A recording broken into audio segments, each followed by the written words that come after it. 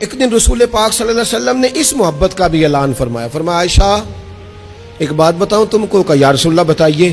فرمایا جب تم ناراض ہوتی ہو تب بھی مجھے پتا ہوتا ہے, اور جب راضی ہوتی ہو تب بھی مجھے پتا ہوتا ہے. یہ دیکھو نرخ بازار محبت کا انوکھا ہو گیا, اور خود خریداروں میں شامل آ کے مولا ہو گیا.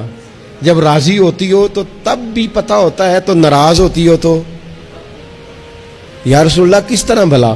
حضور فرمانے لگے کبھی کبھی قسم اٹھاتی ہو اور کہتی ہو مجھے رب محمد کی قسم صلی اللہ.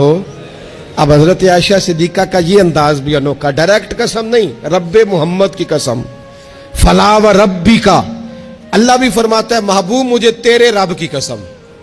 یہ اس انداز کی آیت یہ اکیلی ہے قرآن پاک میں. فلا و ربک, محبوب مجھے تیرے رب کی قسم.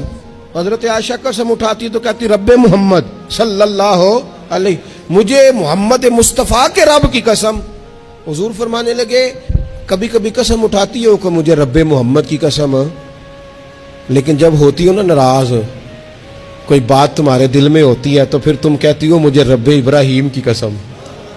پھر تم میرا نام نہیں لیتی, مجھے پتا چل جاتا ہے کہ آج معاملہ کیا ہے. بدلے بدلے سے میری سرکار نظر آتے ہیں, اندازہ ہو جاتا ہے. جب راضی ہوتی ہو تو رب محمد کہتی ہو صلی اللہ علیہ وسلم, اور جب تمہارے دل میں کوئی بات ہو تو رب ابراہیم کہتی ہو. تو حضرت عائشہ بات سن کے بڑی راضی ہوئی کہ محبوب اتنا خیال رکھتے. یہاں تک حضور کو خیال ہوتا ہے, پتہ چل جاتا ہے کہ کہاں سے بول رہی ہے.